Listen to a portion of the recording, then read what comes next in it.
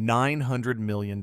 That's what Trey Parker and Matt Stone's signatures were worth in August of 2021. $900 million. For a show that started with two guys in their 20s cutting up construction paper on their apartment floor, animating a 5-minute short that took a week of no sleep to finish. A show that Comedy Central almost didn't pick up because test audiences, especially women, hated the pilot. A show that was so rough around the edges, so deliberately ugly, so aggressively juvenile, that the Parents Television Council said it shouldn't have been made at all. And now, here we are, 28 seasons later, 338 episodes deep, and the most common thing you'll hear from fans isn't praise. It isn't excitement about the latest season. It's this: South Park used to be so much better. Classic South Park versus modern South Park. It's the debate that never dies, the argument that plays out in every Reddit thread, every YouTube comment section, every group chat where someone mentions the show. And I've been thinking about it for a long time. Not just which era is better, because honestly, I think that's the wrong question. The real question is whether classic South Park and modern South Park are even the same show anymore. Whether the thing we fell in love with in 1997 or 2001 or 2005 still exists in any recognizable form. And if it doesn't, is that a tragedy? Or is that just what happens when two guys grow up and the world grows up around them? So if you're watching this late at night, get your blanket, get comfortable, maybe grab some water, because this is going to be a long one. We're going to walk through the entire history of this show, era by era, and I'm going to try to answer a question that I'm not even sure has an answer. When did South Park change? Did it change for the better? And is there any going back? And before we go any further, I'd just like to kindly ask you to subscribe. It's completely free, and it really helps us improve the video. Alright, let's start at the very beginning, because if you want to understand where South Park went, you have to understand where it came from. August 13th, 1997. That's the date. The very first episode of South Park, Cartman Gets an Anal Probe, airs on Comedy Central at 10 o'clock at night. It pulls a 1.3 Nielsen rating, which translates to about 980,000 viewers. For a cable show in 1997, that's actually solid. But here's the thing that people forget. That pilot was the only episode of South Park ever animated almost entirely with real construction paper and stop motion. Trey Parker and Matt Stone spent 3 months making it. 3 months for 22 minutes of television. And it was rough, like genuinely rough. The backgrounds were simple. The character movements were stiff. Kenny's dialogue was barely audible, which was kind of the point, but also kind of just a limitation of the production. And Comedy Central didn't even want to commit to a full series after that pilot. They saw the test audience results and basically said, we'll order one more script and see. It was only because buzz from the original Spirit of Christmas shorts was spreading online in that very early internet way, where someone would email a video file to 10 friends who would each email it to 10 more, that the network gave Parker and Stone a shot. They ordered 6 episodes. 6, that's all. And those first 6 episodes aired between August and October of 1997. And something happened that nobody expected. The ratings climbed. They kept climbing. By the time Damien, the 10th episode, aired, South Park was pulling a 6.4 rating. The show had gone from under 1 million viewers to being a genuine cultural phenomenon in less than 3 months. And here's what I want you to think about. That first season of South Park, the one that exploded into the culture like a grenade, it wasn't sophisticated. It wasn't particularly clever in its satire. I mean, sure, Big Gay Al's Big Gay Boat Ride got a GLAAD nomination and actually had something to say about tolerance. And Death tackled assisted suicide with surprising nuance for a show that also featured Terrence and Phillip. But mostly, season 1 was shock value. It was 4 kids saying things that kids on television had never said before. It was Kenny dying every episode. It was Mr. Hanky, a talking piece of Christmas poop. It was Cartman saying, "Screw you guys, I'm going home," and "respect my authority." And those phrases becoming so embedded in the culture that people who had never watched the show knew them. And I think this is important because when people talk about classic South Park, they're usually not talking about season 1. They're not talking about the era when the show was finding its feet. When Parker later admitted they tried to push things maybe further than we should have with the language because they felt pressure to live up to the shorts. I've rewatched a lot of those early episodes putting this together, and honestly, some of them are pretty rough. Mecha Streisand is fun as a novelty, but there's not much there beyond the gimmick. Tom's rhinoplasty has its moments, but it's thin. The show was working with a small staff, no real infrastructure, and Parker and Stone were simultaneously making other projects. The animation was all done in Power Animator, and later Maya after they ditched the stop motion approach. And each episode went from taking 3 months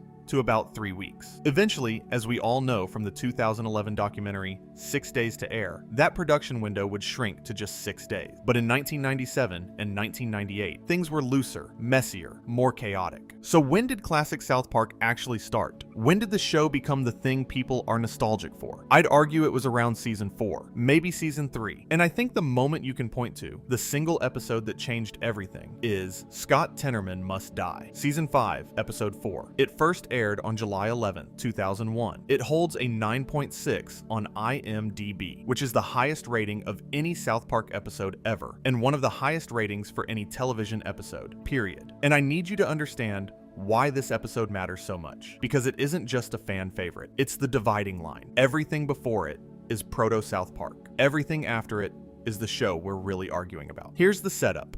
And if you haven't seen it, I'm about to spoil a 24-year-old episode, so fair warning. Cartman buys pubic hair from a 9th grader named Scott Tenorman for $10 because he thinks having pubes means he's hit puberty. When he realizes he's been scammed, he wants his money back. Scott refuses. And then what follows is this escalating war between a 4th grader and a teenager that starts petty and ends with what might be the darkest moment in the entire series. Cartman doesn't just get his revenge. He orchestrates a scheme so elaborate, so psychotically detailed, that it involves getting Scott's parents killed by a local rancher, having their bodies ground into chili, and then feeding that chili to Scott at a cook-off. And as Scott is eating his own parents, Cartman reveals everything. And then Radiohead shows up, because Cartman arranged for Scott's favorite band to be there to witness his humiliation. And they call Scott a crybaby while he's vomiting and sobbing on the ground. And I'm telling you about this not because the shock value is the point, but because Parker and Stone themselves have said this episode changed Cartman forever. In their commentary,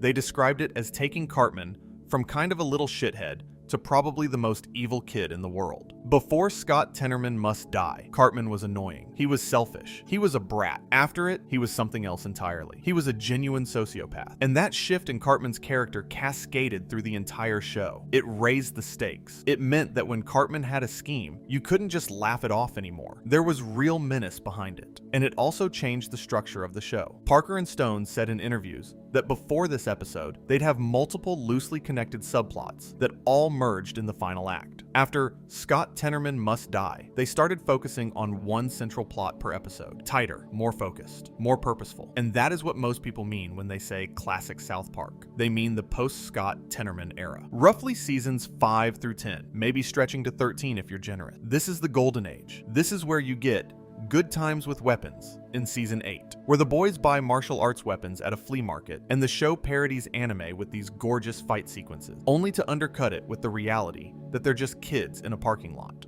This is where you get Awesome-O in season 8, where Cartman dresses as a robot to spy on Butters and ends up trapped in his own lie. The Losing Edge in season 9, which inverts every sports movie ever made by having the boys try desperately to lose at baseball. Trapped in the Closet in season 9, the Scientology episode that was so controversial, it got Isaac Hayes to quit the show and reportedly led to Tom Cruise threatening to pull out of promoting Mission Impossible 3 unless Viacom stopped re-airing it. Make Love, Not Warcraft in season 10, which won an Emmy and might be the most universally beloved episode of the entire series. And here's what all these episodes have in common. Here's the DNA of classic South Park. They're self-contained. Each one is its own story, its own world, its own joke, pushed to its absolute logical extreme. There's no season-long arc you need to follow. No recurring plot lines that require you to have seen the last 3 episodes to understand what's happening. You could show someone Make Love, Not Warcraft without any context, and they'd get it. They'd laugh. They'd understand exactly what the show was doing. The other thing about this era is the balance. Classic South Park had this incredible ability to be simultaneously the dumbest and the smartest show on television. In the same episode, you'd get a fart joke and a genuinely incisive observation about American culture, and neither felt out of place. Parker and Stone had this fearlessness that came from being young, successful, and genuinely not caring what anyone thought. They showed up to the 2000 Academy Awards on acid, wearing dresses, looking like they were having the time of their lives. That energy, that gleeful recklessness, it's in every frame of classic South Park. And I want to talk about Make Love, Not Warcraft for a second, because I think it represents something important about what the show could do at its peak. This is Season 10, Episode 8. It aired October 4th, 2006. Parker and Stone actually collaborated with Blizzard Entertainment to make this episode. Blizzard provided their own character models and gave the South Park team access to the alpha server for the World of Warcraft expansion, The Burning Crusade, to film the machinima sequences. The production of those gaming sequences started on September 1st, and the final shooting day was October 3rd, literally the day before it aired. And here's the part that gets me. Trey Parker was so unhappy with the episode the day before it aired that he begged producer Ann Garofino to call Comedy Central and tell them the show wouldn't air. He said, and I'm paraphrasing his words here, that he didn't want the South Park legacy ruined because this episode was so bad. He went home unable to sleep. And then it aired to 3.4 million viewers, won the Emmy for Outstanding Animated Program, and is still considered one of the greatest episodes of any animated show ever made. And I think that story tells you everything about classic South Park. It was chaos. It was panic. It was Parker doubting himself constantly, and the show coming together at the last possible second. And somehow, out of that chaos, you got magic. You got episodes that were funny, and smart, and culturally relevant, and completely self-contained. But here's the thing nobody wants to admit. Classic South Park wasn't always great. Even in the golden age, there were clunkers. There were episodes that didn't land, jokes that fell flat, topical references that aged poorly within months. Season 12 has some rough patches. Season 13, depending on who you ask, is where the cracks start to show. And if you go back and watch the early Golden Age episodes, a lot of them are simpler than you remember. Awesome O is funny, but it's basically one joke stretched to 22 minutes. Casa Bonita is charming, but it's thin. We've wrapped these episodes in nostalgia, the same way the show itself would later mock nostalgia with those member berries. We remember the highs and forget the lows. And I think that's important context for what comes next, because somewhere around season 15, something shifted. And I think the exact moment you can feel it is You're Getting Old. Season 15, Episode 7. It aired June 8, 2011. And if Scott Tenorman Must Die is the episode that defined classic South Park, then You're Getting Old is the episode that killed it. The premise is deceptively simple. Stan turns 10, and suddenly, everything he sees and hears turns to shit. Not metaphorically, literally. Music sounds like flatulent. Movies look like excrement. His friends become intolerable. His parents start fighting, and the episode ends without resolution, with Stan's parents separating, Stan alienated from Kyle, and Fleetwood Mac's Landslide playing over a montage of the Marsh family falling apart. There's no joke at the end, no reset button, no I learned something today, just silence and sadness and credits rolling without sound. I need you to think about what just happened there for a second, because when this aired, people genuinely thought South Park was over. Entertainment Weekly wrote about it. The AV Club wrote about it. Critics pointed to a March 2011 profile in The Hollywood Reporter, where Parker and Stone had talked about dreading the return to South Park production, where they literally said something along the lines of, I don't know how we're going to do it. And when you watch Sharon Marsh tell Randy that things aren't working, that the same shit keeps happening every week, that she can't do this anymore, it doesn't sound like a character talking to her husband. It sounds like Trey Parker talking about his own show. Parker was 41 when this episode aired. Stone had just turned 40. They'd been making South Park since their late 20s. And the thing about Stan's cynicism, the thing that made it land so hard, was that it wasn't just a plot device. It was real. Parker has talked in commentary about how this episode came from his own feelings of creative exhaustion, his own sense that maybe the well was running dry. Time magazine's James Ponovozic ranked it 7th on his top 10 TV episodes of 2011, and he described it as simultaneously one of the most juvenile episodes South Park had ever done, and possibly its most mature. That's exactly right. It was both. It was a poop joke and an existential crisis at the same time. The follow-up episode, Asperger's, aired in October 2011 and was the second half of this two-parter. And this is where things get really interesting. Parker and Stone have talked about how they debated multiple endings. One idea was to keep Stan's parents separated and continue the show as normal. They rejected it because it meant less Randy, who had become one of their favorite characters. Another idea was to serialize it, to have Stan trying to get his parents back together over the course of the second half of the season. They rejected that too, at the time, because they felt it would put too much emphasis on drama over comedy. So they chose to reset, to put everything back to normal. But the way they did it was devastating. In Asperger's, Stan actually reaches a moment of acceptance. He realizes things have changed, and he starts to get excited about what might come next. New adventures, new possibilities. And then Randy pulls up in a van and announces he and Sharon have worked it out and everything's going back to normal. And Sharon tells Stan that sometimes people just need to stick with what they know, even if it means being unhappy. And as Landslide plays again, everything resets. Marsh family back together. Kyle drops Cartman. Stan goes back to his friends. But the final shot is Stan on his way to the movies with his friends, taking a swig of whiskey from a flask. The status quo has been restored, but something is broken. And that, I think, is the real dividing line between classic and modern South Park. Not a specific season number, not a specific production change, but a feeling. The feeling that the guys making the show were asking themselves, why are we still doing this? And the answer they came up with was, because that's what we do. Even if it makes us unhappy, even if the magic is gone, you stick with what you know. I think about that a lot. I think about it when I watch modern South Park, and I can feel the show searching for what it wants to be. Because what came after You're Getting Old was a period of experimentation that's still going on. And depending on your perspective, it's either a brave evolution or a slow decline. Let me tell you about what happened next. After the You're Getting Old scare, South Park continued for several more seasons in its traditional episodic format. Seasons 16 through 18 had their moments. Raising the Bar in season 16 tackled the Honey Boo Boo phenomenon. Black Friday in season 17 gave us that phenomenal 3-part Game of Thrones parody. Grounded Vindaloop in season 18 played with virtual reality in a way that was genuinely mind-bending. These are good episodes, some are great, but there's a restlessness to them. You can feel Parker and Stone searching for something new, something that would make the show feel alive again, the way it did in 2001 or 2006. And then came season 19, September 16, 2015. Stunning and brave. The introduction of PC Principle, and everything changed. Here's what happened. For the first time in South Park's history, the show went fully serialized. Every episode connected to the next. There was a season-long arc about political correctness, gentrification, advertising, and the way all three of those things are actually the same thing. PC Principle wasn't just a one-off joke. He appeared in episode 1, and he was still there in episode 10. The town got a Whole Foods. So Dosa Paye became a running gag about urban development displacing working class neighborhoods. Jimmy started investigating sponsored content, and by the finale, all these threads came together in a climax that involved sentient advertisements trying to take over the world. Now look, season 19 was fun. A lot of people loved it. James Poniwozik of the New York Times praised its ambitious, serialized story and called it something like a grand, if messy, unified theory of anger, inequality,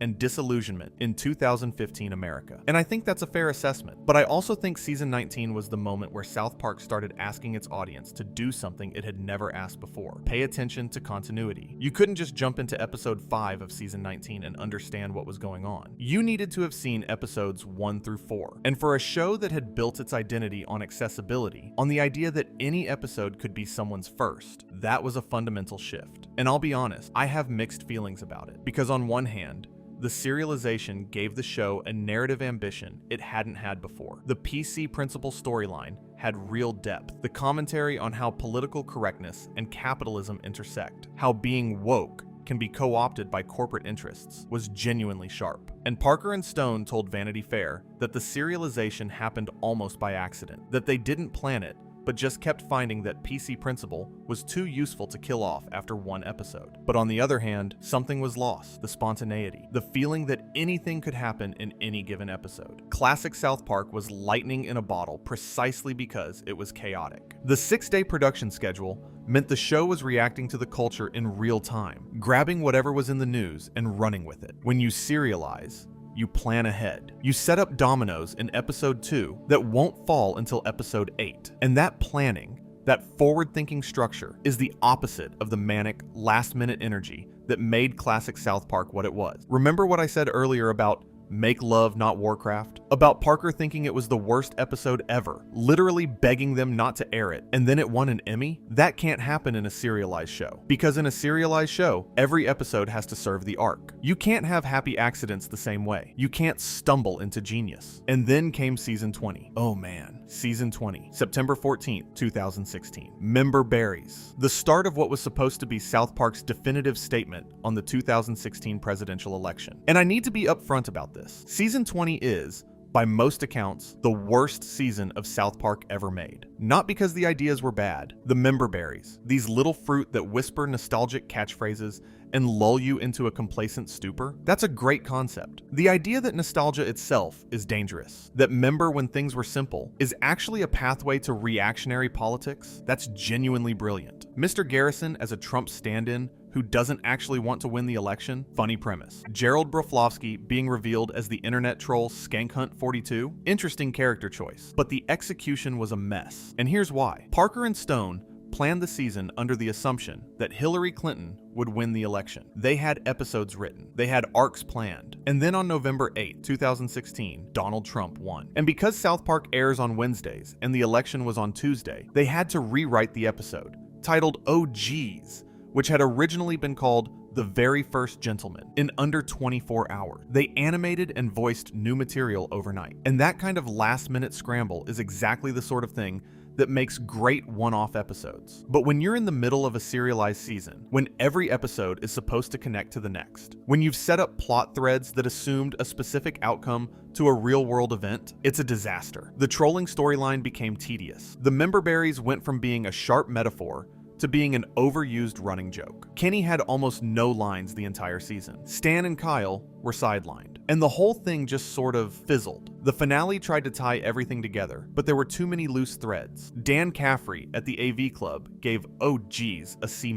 That's a grade that would have been unthinkable during the Golden Age. And I think season 20 is the moment where a lot of longtime fans checked out. Not all of them, not even most of them, but a significant number of people who had been watching since 1997 or 2001 or 2005 watched season 20 and said, okay, this isn't my show anymore. And I understand that feeling. I do. Because what made South Park great was never the long game. It was the short game. It was the ability to take this week's absurdity and crank it to 11 in 6 days. And when the show tried to play the long game, it stumbled. But here's where I need to push back on the classic good modern bad narrative, because I think it's too simple. And I think it ignores some genuinely great stuff that's happened in modern South Park. Take Banned in China from season 23. That episode aired on October 2nd, 2019, and it was banned in China. Like, the entire show was removed from Chinese internet.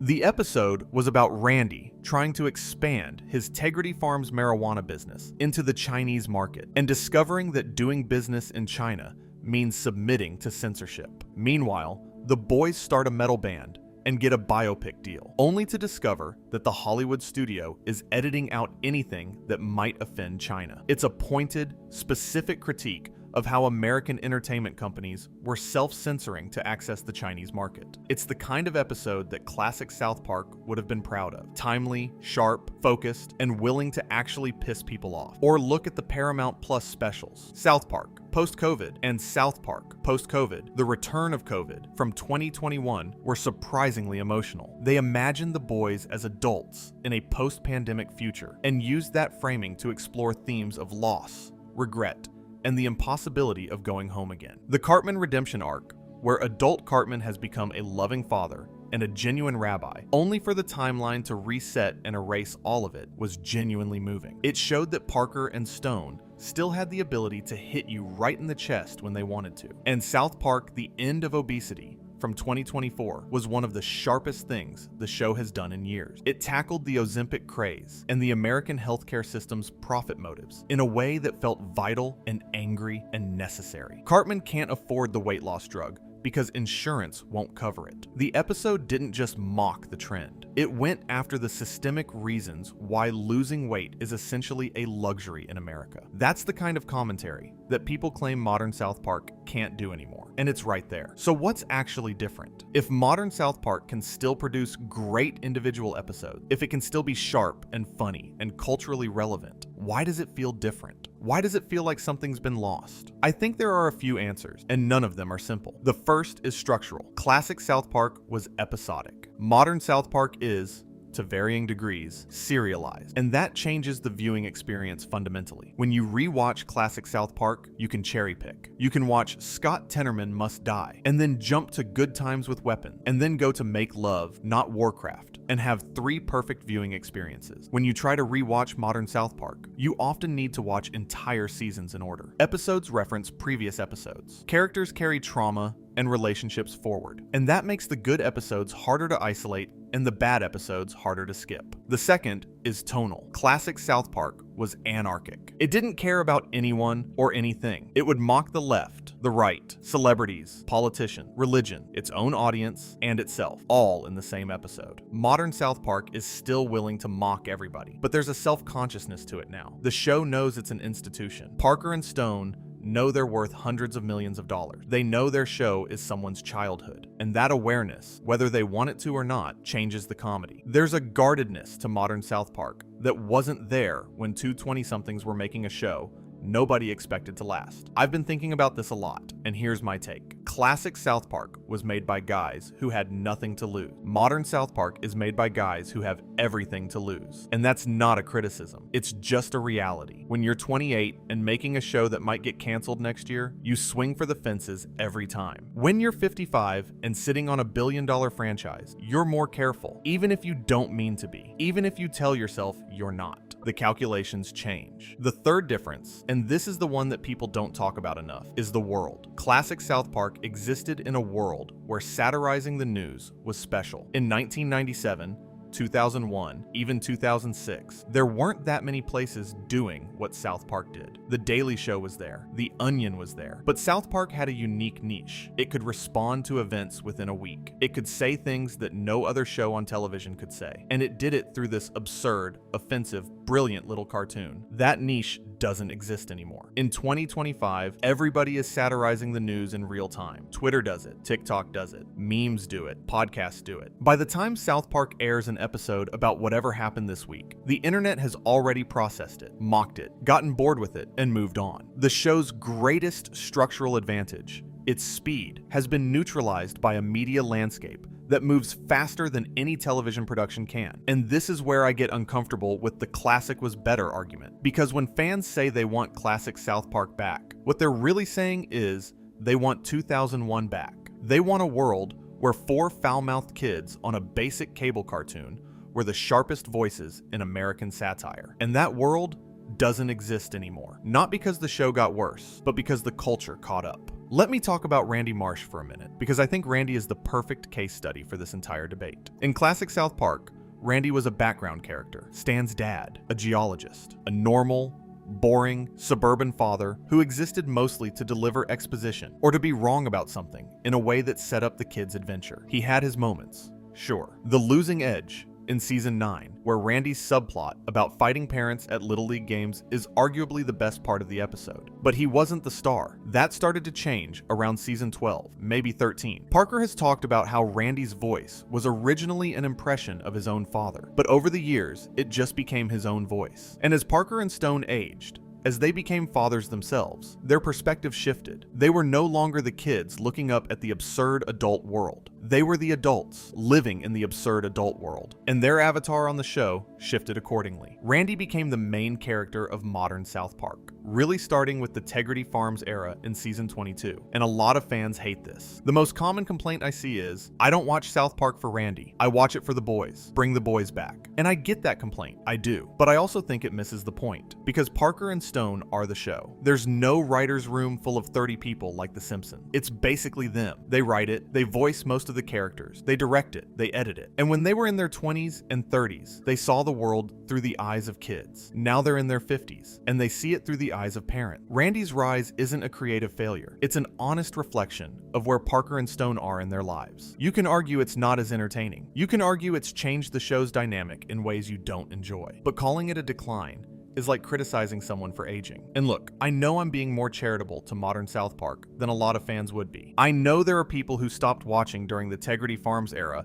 and haven't looked back. I know there are people who think the Paramount Plus specials were glorified direct-to-video releases. I know there are people who watched season 27 and 28 in 2025 and felt like the show was running on fumes. The IMDb ratings tell a story. Season 28's highest-rated episode, Twisted Christian, got a 6.7. Compare that to Scott Tenorman Must Die at 9.6, or Make Love Not Warcraft at 9.5. That's not a small gap. That's a chasm. But I also think it's worth noting that season 28 drew different kinds of attention. The show's depiction of Trump in the latest seasons earned a response from the actual White House. Parker and Stone told the New York Times that the reactions they get depend on where they are. Stone, in New York, said strangers kept stopping him to say thanks. Parker, back in Colorado, kept hearing, "When are you going to bring the boys back and stop doing all this political stuff?" That split perfectly captures the classic versus modern debate. New York wants the biting political satire. Colorado wants the boys going on adventures. And the show is trying to do both and not quite satisfying either camp. Here's where I want to get into something that I think is genuinely underappreciated about the whole classic versus modern debate. And that's the question of what South Park actually is, philosophically. Because I think classic and modern South Park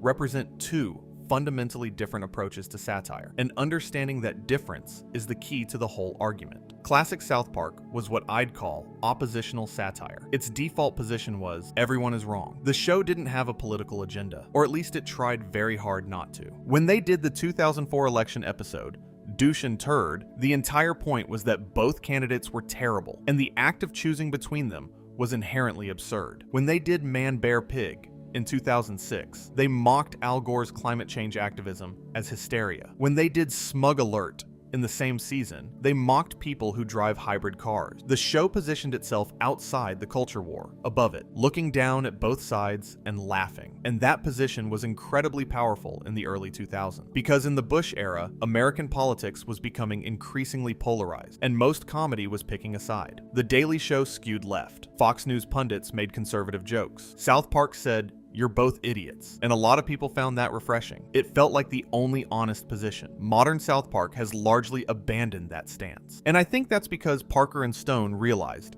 belatedly, that the both sides are equally bad position isn't always honest. The most telling example is the Man, Bear, Pig return in season 22, episodes 6 and 7, Time to Get Cereal, and Nobody Got Cereal? This was in 2018, 12 years after the original Man, Bear, Pig episode. And in these new episodes, South Park essentially apologized to Al Gore. Man, Bear, Pig turned out to be real. He was dangerous. And the people who dismissed Al Gore's warnings were shown to be directly responsible for the destruction Man, Bear, Pig caused. It was as close to a retraction as South Park has ever done. And I found that fascinating, but I also found it uncomfortable. Because one of the things that made classic South Park work was the confidence, the absolute certainty that the show was right and everyone else was wrong. When that certainty included being wrong about climate change, the retraction felt less like growth and more like an admission that the show's philosophy had limits. That being contrarian for contrarianism's sake could lead you to some genuinely bad places. Parker and Stone were in their mid-30s when they mocked Al Gore. They were in their late 40s when they apologized. Aging does that to you. It makes you realize that some things you were certain about at 30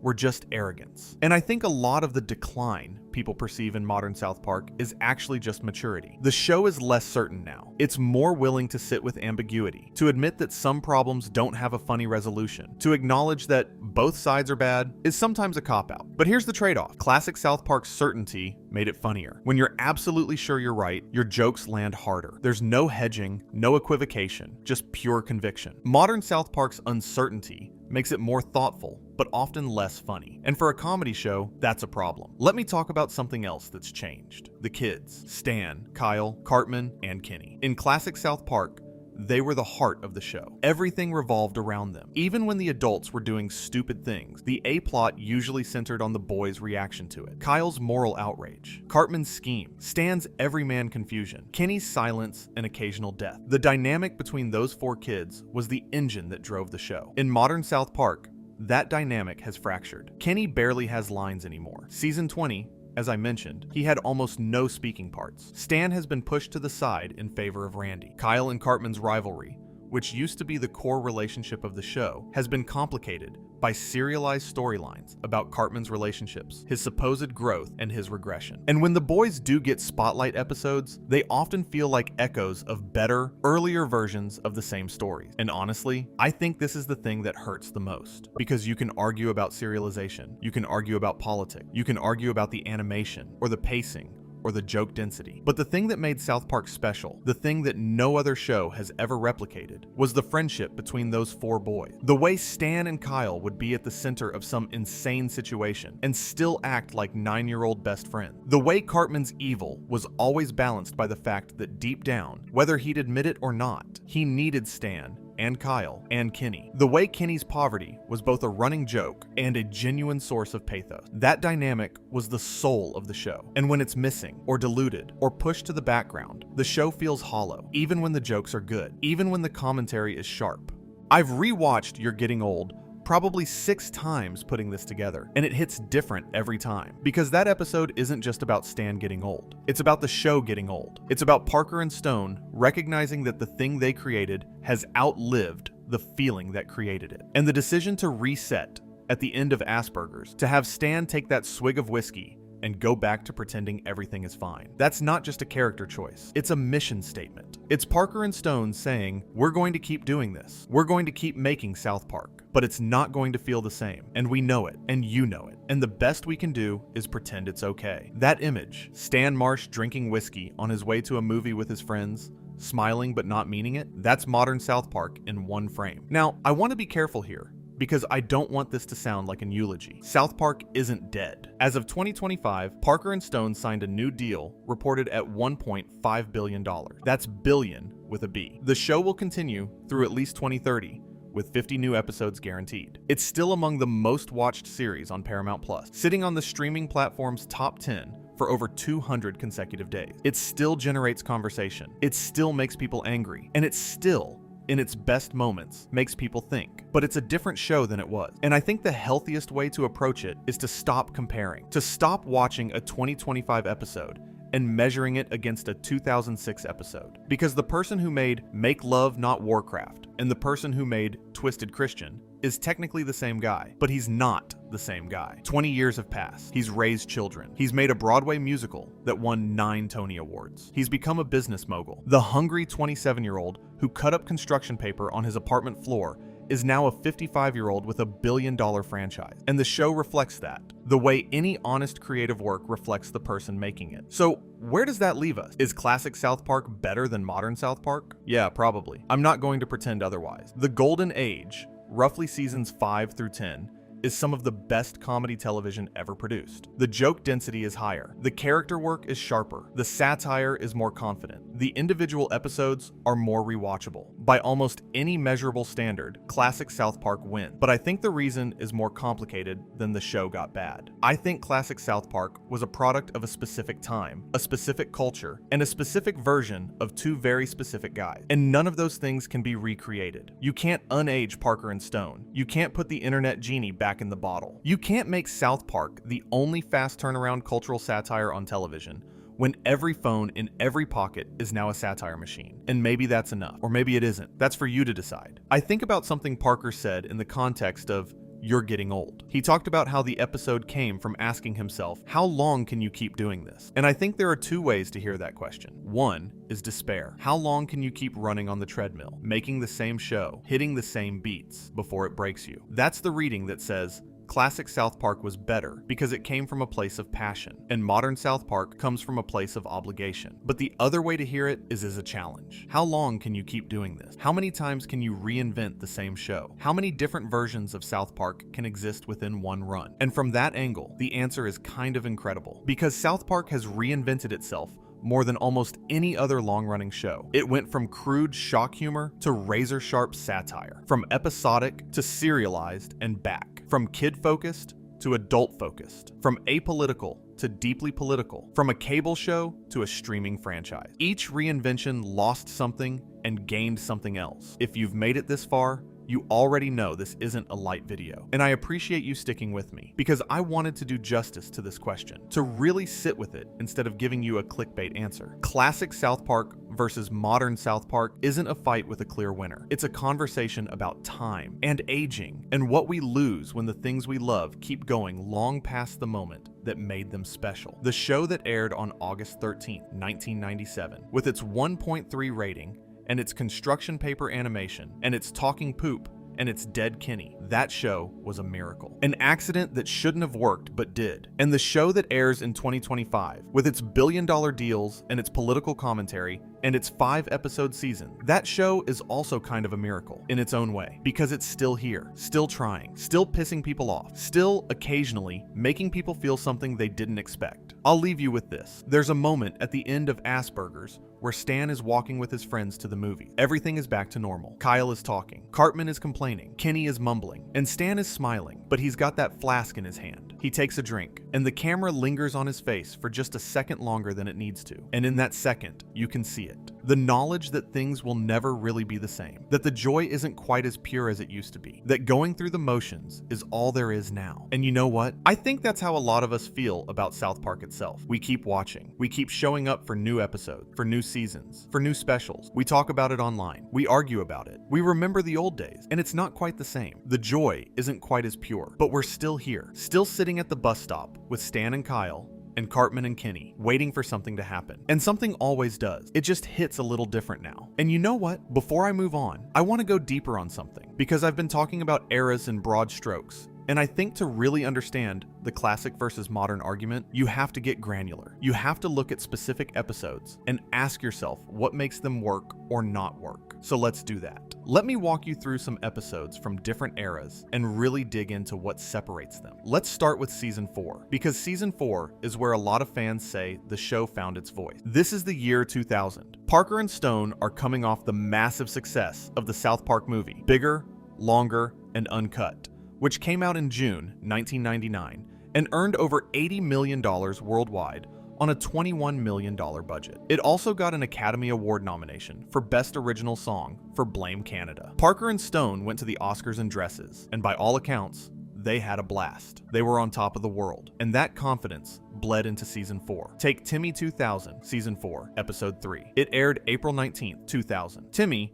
a severely handicapped kid who can only say his own name, joins a band and becomes the frontman. The episode uses Phil Collins as the antagonist, and it's a genuinely smart episode about how we consume disability in entertainment. How the line between celebrating someone and exploiting them is thinner than we think, but it's also hilarious. The sight of Timmy screaming his own name in a mosh pit is absurd in exactly the way classic South Park specializes in. The A and B plots support each other without either feeling like filler. Now compare that to an episode from the modern era that tries something similar. Season 25, episode 2, The Big Fix, which aired February 9th, 2022. This is the episode where Stan discovers that his friend's name has always been Tolkien, not Token. It's a play on the real-world decision to officially rename the character from Token Black to Tolkien Black. Acknowledging the character's name was always intended as a reference to J.R.R. Tolkien, and the episode has a clever premise. Stan's ignorance about his friend's actual name becomes a metaphor for white obliviousness about black identity. That's sharp. That's the kind of thing South Park does well, but the execution is different from how classic South Park would have handled it. Classic South Park would have pushed the premise to its absurdist extreme, found the most uncomfortable version of the joke, and then either landed on a surprising moral insight or deliberately refused to offer one. The Big Fix is more measured, it's more careful. It has a clear message that it delivers relatively straightforwardly, and that carefulness, that desire to say the right thing in the right way, is something classic South Park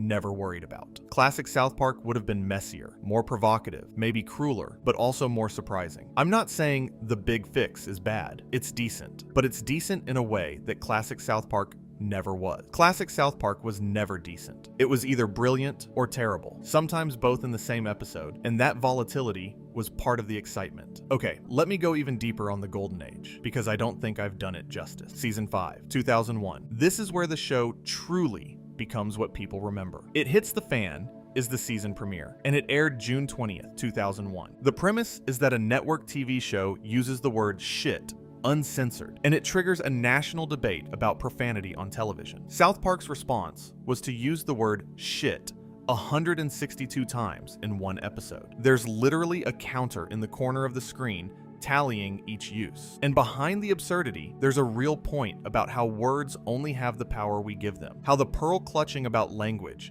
is often a proxy for deeper cultural anxieties that nobody wants to address. That's peak classic South Park. The joke and the commentary are the same thing. You can't separate them. The humor is the analysis, and the analysis is the humor. Modern South Park sometimes feels like the humor and the analysis are in different lanes, like the show is making a joke about something and then stopping to explain why the joke mattered, when classic South Park trusted you to get it. Season 5 also gave us Cripple Fight, which aired July 4th, 2001, and featured a frame-by-frame recreation of the fight from John Carpenter's They Live, but with Timmy and Jimmy. It gave us Super Best Friend, which showed Muhammad as a member of a superhero team of religious figures, and nobody batted an eye. A fact that becomes deeply ironic when you know what happened with the show's later Muhammad episode. And it gave us Kenny Dies, Season 5, Episode 13, which aired December 5th, 2001. This was the episode where Kenny was permanently killed off. And I want to spend some time on Kenny Dies, because I think it reveals something important about classic South Park's emotional capacity. For 4.5 seasons, Kenny's death was a running gag. He died every episode, or almost every episode, and nobody cared. Oh my god, they killed Kenny! You bastards! It was ritualistic. It was a joke about the disposability of cartoon characters. And then Parker and Stone decided to make it real. Kenny gets a terminal disease. He wastes away in a hospital bed. His friends have to watch him die, and the episode plays it completely straight. Stan can't bring himself to visit Kenny in the hospital because he's too scared. Kyle tries to be strong, but breaks down. And Cartman, in the B-plot, is stealing aborted fetuses to sell for profit, because of course he is. And that juxtaposition between genuine grief and Cartman's sociopathic indifference is classic South Park at its purest. Kenny stayed dead for the entirety of Season 6. He came back in the Season 6 finale, Red Sleigh Down, which aired December 11, 2002, and nobody acknowledged his absence in any meaningful way. That's the classic South Park approach to continuity. Big events happen, emotional moments land, and then everyone moves on. No therapy sessions, no character arcs about processing trauma. Just, Kenny's back, moving on. Modern South Park can't do that anymore. And that's partly because the serialized structure doesn't allow for it, and partly because the culture doesn't allow for it. We live in an era where audiences expect consequences. Game of Thrones taught us that deaths should matter. Breaking Bad taught us that character arcs should have payoffs. And modern South Park has absorbed those lessons, sometimes to its benefit, sometimes to its detriment. Let me jump ahead to what I think of as the transitional era. Seasons 11 through 14. This is roughly 2007 to 2010. And I think this period is the most underrated era of South Park. It doesn't get the nostalgic reverence of the golden age, and it doesn't get the controversial attention of the serialized era, but it produced some of the show's smartest work. Season 11, 2007, Imagination Land, the 3-part epic that aired October through November. This might be the most ambitious thing South Park ever attempted in its classic format. A terrorist attack on the realm of imagination leads to a government response that mirrors the war on terror. Cartman bets Kyle that leprechauns are real and spends the entire trilogy trying to force Kyle to suck his balls as payment. And somehow, Parker and Stone make both of these storylines work together. The satire of American military overreach and the absurdity of a 4th grader's bet coexist without either feeling diminished. Imagination Land was nominated for a Primetime Emmy, and it deserved it. But what I love about it, what makes it peak transitional era South Park, is that it's still fundamentally episodic. Yes, it's 3 parts, but each part works as its own piece, with its own rising action and climax. You don't need to have seen every episode of Season 11 to understand what's happening. You just need the 3 episodes. And even then, each one is satisfying on its own. Contrast that with the serialized approach that came later. Season 20's troll plotline required you to watch every single episode in order, and even then, the payoff was thin. The Imagination Land trilogy proved that South Park could do multi-episode storytelling without abandoning the self-contained format, and I think that's a lesson the show forgot. Season 12, 2008. Breast Cancer Show Ever, Season 12. Episode 9. Wendy Testaberger threatens to beat up Cartman for mocking breast cancer, and the entire episode is Cartman trying to weasel his way out of the fight, begging, crying, offering bribes, apologizing, and then Wendy beats the living hell out of him. And it's cathartic and hilarious, and it makes you realize how rarely the show actually gives its characters physical consequences for their behavior. Pandemic and Pandemic 2: The Startling in Season 12, Episodes 10 and 11 were a found footage horror parody involving giant guinea pigs, and they were polarizing. But they showed that even in 2008, Parker and Stone were still willing to try weird, experimental stuff within the episodic format. They didn't need serialization to be creative. They just needed a weird idea, and the freedom to run with it. Season 13, 2009. Fish Sticks, Season 13, Episode 5, aired April 8, 2009. The joke, do you like fish sticks? Then you're a gay fish. Cartman and Jimmy come up with this joke, and it sweeps the nation. But Cartman convinces himself that he wrote it even though Jimmy did all the work. Meanwhile, Kanye West doesn't get the joke and becomes increasingly enraged that people keep calling him a gay fish. This episode aired 5 years before Kanye's public meltdowns became a near constant media fixture, and rewatching it now is kind of eerie. The show captured something about Kanye's relationship with criticism, his inability to laugh at himself, his grandiosity that felt prophetic. In 2009,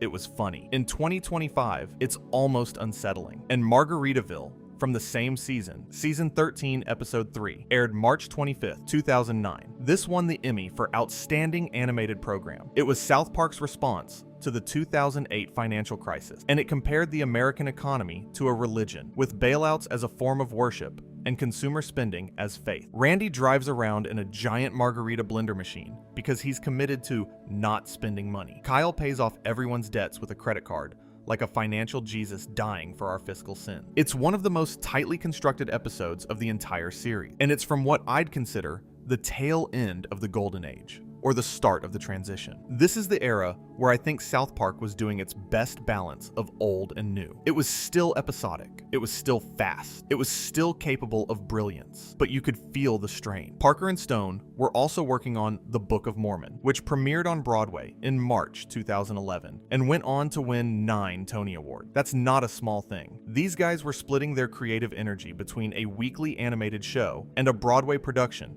that required years of development. Something had to give, and I think what gave was the urgency. In the early golden age, South Park felt urgent. It felt like there were things Parker and Stone desperately needed to say, and this ridiculous little cartoon was the only way they could say them. By the transitional era, that urgency was fading. Not gone entirely, because Margaritaville and Fish Sticks and The Ring prove it was still there, but fading. The show was becoming more of a habit than a passion, and you can feel that in the episodes, even the good one. Now I want to talk about something that comes up constantly in this debate, and that I think is genuinely complex: the animation. Because the visual evolution of South Park mirrors its creative evolution in ways that are hard to ignore. In 1997, the show looked like trash, and I mean that lovingly. The backgrounds were flat colored rectangles. The characters were circles with dots for eyes. The movements were deliberately choppy, mimicking the construction paper cutout style, even though after the pilot, everything was done digitally, and that ugliness was part of the charm. It was punk rock animation. It said, "We don't care about looking good, we care about being funny." There was something almost confrontational about how bad it looked, like Parker and Stone were daring you to dismiss them based on aesthetics. Over the years,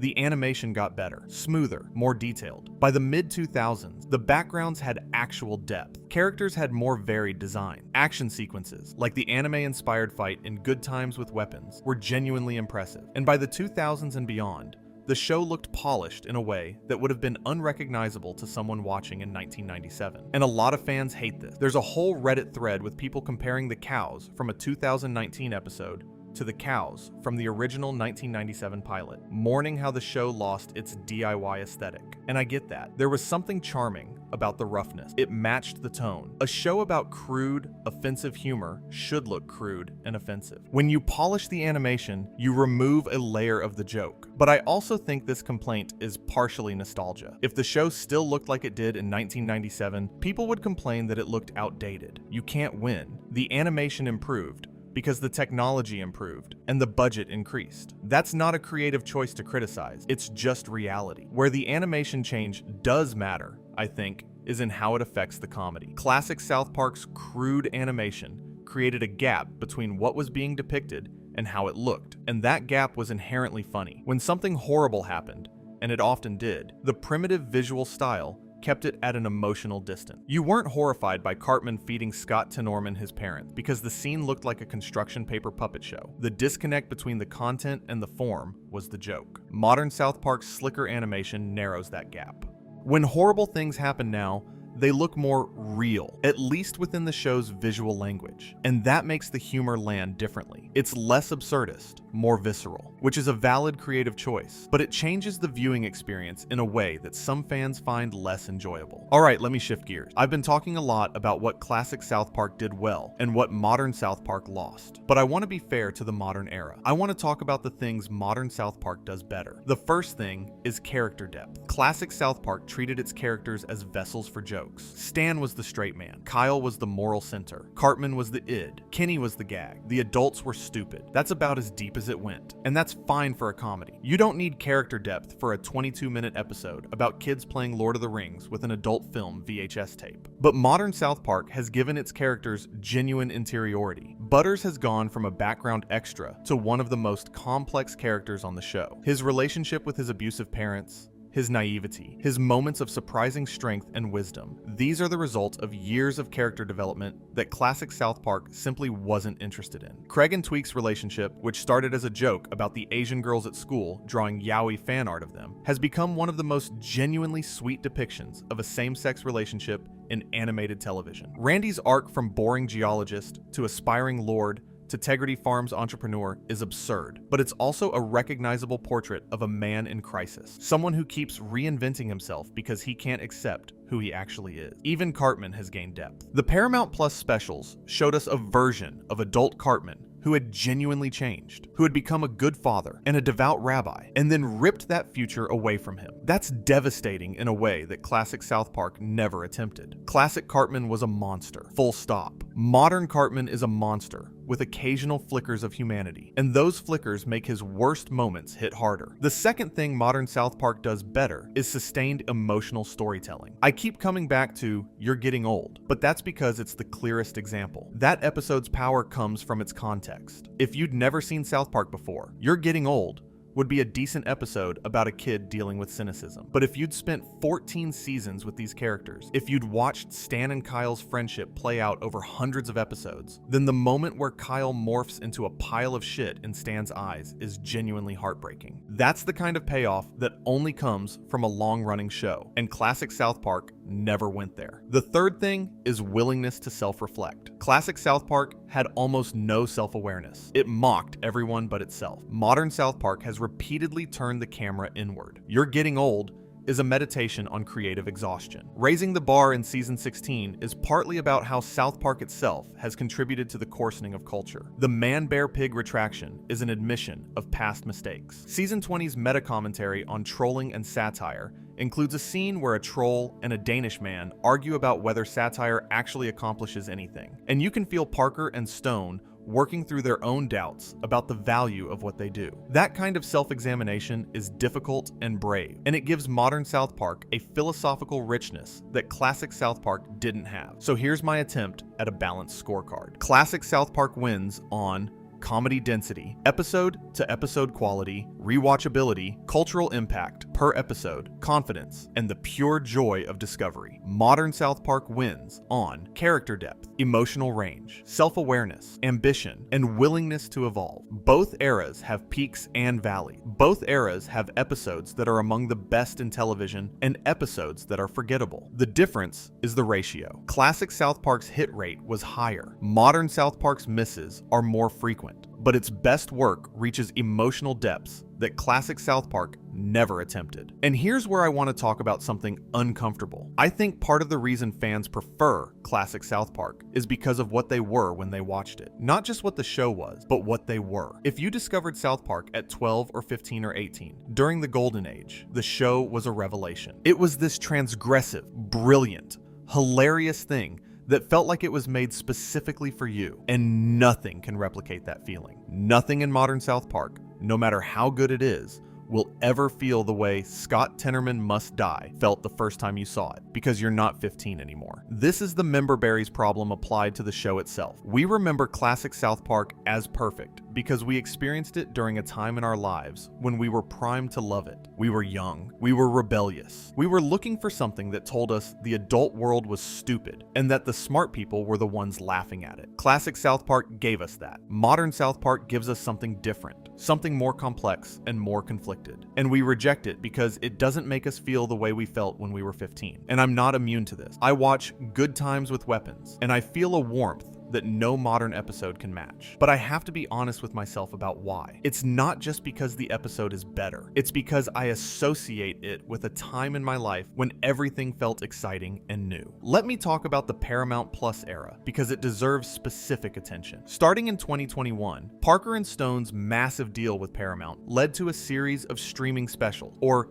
events, or whatever you want to call them. The pandemic special aired October 1st, 2020, before the deal was signed, but it set the template. It was a double-length special addressing COVID-19, and it was fast and topical and angry in the way that classic South Park at its best could be. Then came the Paramount Plus specials. South Park Vaccination Special in March 2021, Post-COVID, and Post-COVID, The Return of COVID in November and December 2021. The Streaming Wars Parts 1 and 2 in June and July 2022, Joining the Panderverse in October 2023, Not Suitable for Children in December 2023, The End of Obesity in May 2024. And these specials exist in a weird space. They're longer than normal episodes, usually around 45 to 50 minutes. They have more room to develop ideas, and some of them are quite good. Joining the Panderverse had a clever meta-commentary on studios using Kathleen Kennedy and the multiverse concept as targets for fan rage. The End of Obesity was sharper than anything in the regular seasons for a while, but they also feel different. They feel like products, like content designed to justify a streaming deal, rather than stories that needed to be told. And I know that's a cynical take, and I know that all television is a product to some extent, but classic South Park had this energy of, we're making this because we want to, and we don't care if it makes money. The specials have an energy of, we're contractually obligated to produce X number of these per year, and we need to make them count. Even when the content is good, the context changes how it feels. Alright, I've been going for a while now, and if you're still here, first of all, respect. Second of all, I want to zoom out and talk about the bigger picture, because this classic versus modern debate isn't just about South Park. It's about every long-running creative work that has to contend with time. The Simpsons has the exact same debate. Classic Simpsons, roughly seasons 3 through 8, is considered among the greatest comedy ever produced. Modern Simpsons, everything after about season 12 or 13, is considered a pale imitation. Family Guy has it. SpongeBob has it. The Rolling Stones have it. Stephen King has it. Every creator and every creation that lasts long enough eventually faces the question, was the early stuff better, or are we just older? And the answer, almost always, is both. The early stuff was better, and we're older. These aren't mutually exclusive. Classic South Park is a superior show by most objective measures, and we view it through the rose-tinted glasses of nostalgia. Both things are true at the same time. But here's where South Park is different from The Simpsons or Family Guy. South Park is still basically made by two guys. The Simpsons has cycled through dozens of showrunners. Family Guy has an enormous writing staff. South Park is Trey Parker and Matt Stone with a small supporting team. Every episode, every line, every joke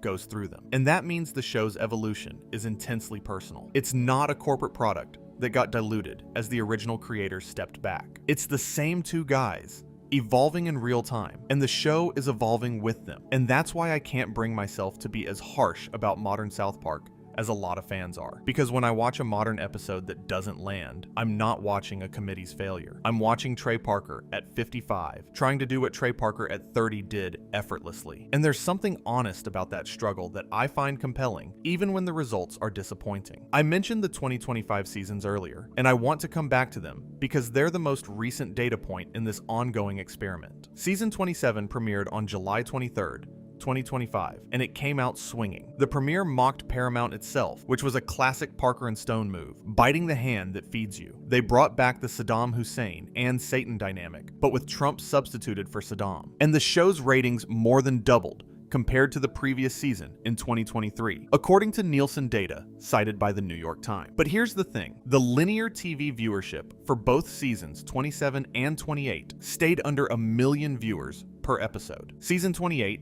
Episode 2, The Woman in the Hat, drew only 310,000 live viewers, which is the lowest in the show's history. Compare that to the days when Make Love, Not Warcraft pulled 3.4 million, or when The Return of Chef in season 10 hit 3.5 million. Now, the show compensates for this on streaming. South Park has been in the Paramount Plus top 10 for over 200 consecutive days. It's a streaming giant. But there's a difference between people choosing to watch a specific episode on streaming and people tuning in live to see what South Park does this week. The live audience represented appointment viewing. People cared enough to be there at 10 o'clock on a Wednesday night. The streaming audience is more passive. They watch when they get around to it. And I think that shift mirrors the shift from classic to modern fandom. Classic South Park inspired devotion. Modern South Park inspires casual consumption. This is going to sound harsh, and maybe it is, but I think it's true. Modern South Park is a show that people watch. Classic South Park was a show that people loved. There's a difference. But you know what? Let me temper that with something else. Because as I've been putting this together, as I've been rewatching episodes from every era, something has occurred to me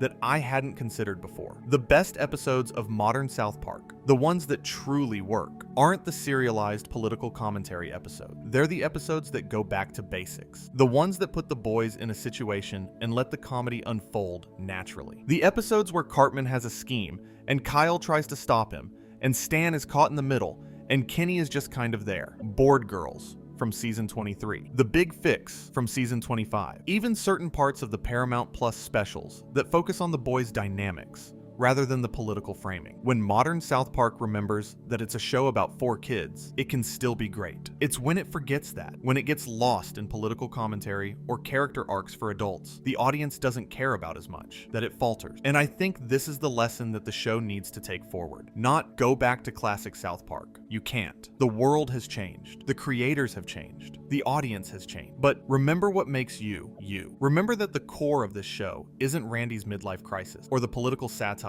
or the streaming deals. The core is 4 kids at a bus stop in Colorado. And as long as the show keeps that in focus, it has a chance. Okay, I'm going to start winding this down, but there are a few more things I want to touch on. The first is Parker and Stone's relationship with their own legacy. There's a story that I think about a lot. In 2015, when Parker and Stone chose their 10 favorite episodes for a special feature, they picked Scott Tenorman Must Die, Make Love, Not Warcraft as their 3rd favorite, and a handful of others mostly from the Golden Age. They didn't pick any episodes from after season 15, and I think that tells you something. Even the creators know where the peak was. They're not deluded about it. They know that the show they made in their 30s was sharper than the show they make in their 50s, but they keep making it anyway. Is that admirable or just stubborn? I honestly don't know. I think it's a little of both. It's admirable because creating anything for nearly 30 years requires an incredible work ethic and a genuine love for the craft. It's stubborn because sometimes the bravest thing a creator can do is stop. And South Park has been at a point,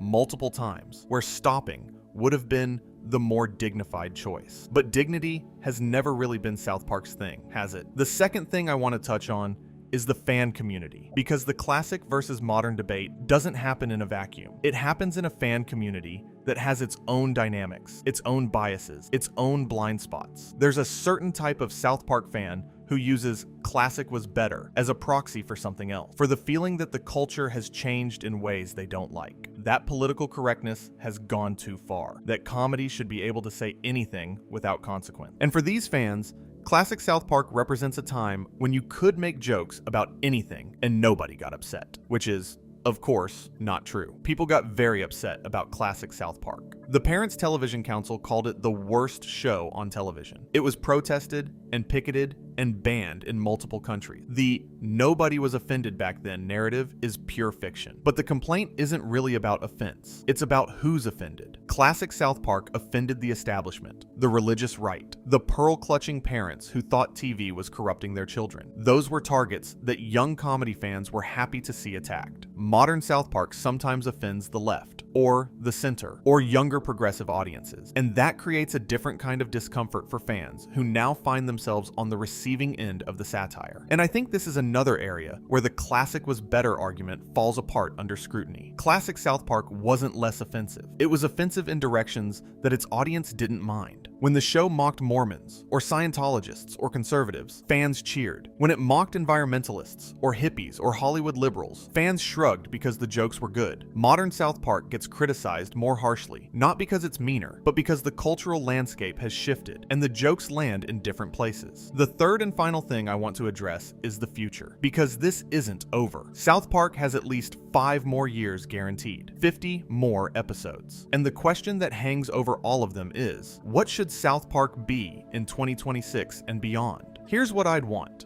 if anyone's asking. And they're not, but this is my video, so I'd want shorter seasons of purely episodic episodes. 10 episodes a year, no serialization, no ongoing arcs, just 10 standalone stories that each tackle something specific and push it to its extreme. I'd want more focus on the boys and less on Randy. I'd want the 6-day production schedule back, that immediacy that made classic South Park feel alive. I'd want Parker and Stone to stop worrying about legacy and deals and streaming platforms and just make the show they want to make, even if it means some episodes are messy or uneven or don't work. But that's a fantasy. The show exists within a business structure now. It has obligation, contracts, release schedules, and Parker and Stone, for all their punk rock energy, are businessmen now. They have to balance the creative impulse with the financial reality, and that's a tension that classic South Park never had to deal with. So here's my final take, and if you've made it this far, you deserve a straight answer. Is classic South Park better than modern South Park? Yes, it is. By almost every metric that matters for a comedy show, the golden age of South Park, roughly seasons 4 through 10, is superior to anything the show has produced since. The jokes are funnier, the episodes are tighter, the satire is sharper, the characters are more vivid, the rewatchability is infinitely higher. But is modern South Park bad? No, not consistently. It has bad stretches, particularly season 20, and some of the more politically focused recent episodes haven't worked. But it also has moments of genuine brilliance, emotional depth, and cultural relevance that classic South Park never reached for. It's a different show with different strengths, and judging it by classic standards is like judging a 60-year-old by the athletic standards of a 20-year-old. The game has changed. The body has changed. The competition has changed. You have to evaluate it on its own terms. And maybe the most important thing is this: the fact that we're having this conversation at all means the show still matters. It means South Park is still relevant enough to argue about, still important enough to analyze, still alive enough to inspire strong feelings in millions of people. And in a media landscape where most shows are consumed and forgotten in a weekend, that's not nothing. That's actually kind of remarkable. Think about that for a second. A show made by 2 film students who met in a college class in 1992, who bonded over a shared love of Monty Python, who made a short film out of construction paper that went viral before viral was even a word. That show is still here, still going, still making people laugh and think and argue. 28 seasons, nearly 3 decades, 338 episodes, $1 billion franchise. And at the center of it all, the same 2 guys doing the same thing they've always done, trying to be funny. Parker once said about the episode You're Getting Old that it came from asking himself, how long can you keep doing this? And 28 seasons later, the answer is longer than anyone could have imagined, and longer probably than is good for the show, but also somehow long enough to matter, long enough to become part of the culture, long enough to raise a generation of comedy fans who learned what satire was by watching 4 animated kids say things no real kid should ever say. And that's the thing about South Park, isn't it? It was never supposed to last. It was supposed to be 6 episodes on a cable network nobody watched. And instead it became this, whatever this is, a monument, a relic, a living, breathing thing that won't die. A show that's both a shadow of what it was and also somehow still here, still trying, still swinging. It's a good one to fall asleep to. Just the sound of it, the voices, the music, the familiar rhythm of Cartman's complaints and Kyle's outrage and Stan's bewilderment and Kenny's muffled mumbling. Whether it's season 5 or season 25, whether it's 2001 or 2025, there's a comfort in that rhythm, a familiarity, like going back to a place you used to live. The furniture's different, the paint's a different color. Some rooms have been added, some have been closed off, but the foundation is the same. The walls are the same. And if you close your eyes and just listen, it almost feels like coming home. Thank you for spending this time with me tonight. I know it was a long one, probably the longest we've done, but I hope it gave you something to think about, something to sit with as you drift off. And if it made you want to go rewatch your favorite episode, whether that's from 1997 or 2025, then I've done my job. If you like this video, please subscribe. It genuinely helps us make more content like this, and we have a lot more South Park to talk about, a lot more to dig into, a lot more to argue about. Good night, everyone. Sleep well. And if you can't sleep, well, that's what the next video is for. Actually, you know what? I'm not done yet. There are things I haven't talked about that deserve attention. And if you're still awake, I want to go deeper, because I've been painting in broad strokes, and there's a granularity to the classic versus modern argument that I haven't fully explored. So let's keep going. I want to talk about the Cartman problem, because Cartman is arguably the most important character in the show. And what happened to Cartman is, in many ways, what happened to South Park itself. In season 1, Cartman was basically a fat kid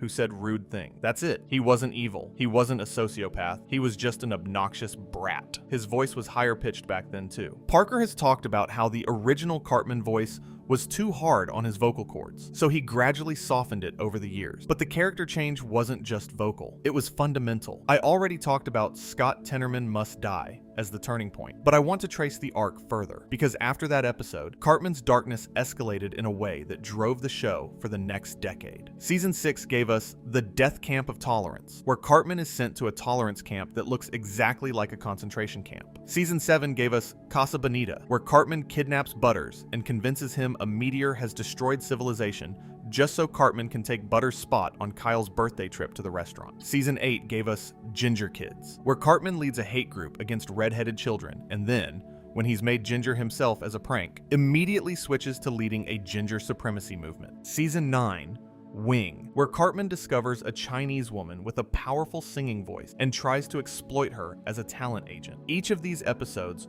pushes Cartman a little further, a little more manipulative, a little more willing to hurt people, a little more divorced from any moral compass. And each one is hilarious because the comedy comes from the gap between Cartman's total commitment to his schemes and their obvious insanity. Classic Cartman works because he believes he's the hero. He never sees himself as the villain. That delusion is the joke. But there's a shelf life on escalation. And I think modern South Park has struggled with what to do with Cartman because they've run out of room to escalate. After you've had a character feed someone their parent, orchestrate a hate movement, manipulate his way into owning a theme park, attempt genocide, and fake being psychic to frame innocent people for murder, where do you go? What's worse than what Cartman has already done? Modern South Park's answer has been to occasionally try to humanize him. The relationship with Heidi Turner in season 20 was an attempt to show Cartman in a romantic relationship, to give him vulnerability. The Paramount Plus specials imagined a redeemed future Cartman who was genuinely kind, and neither of these really worked for most fans, because Cartman's value as a character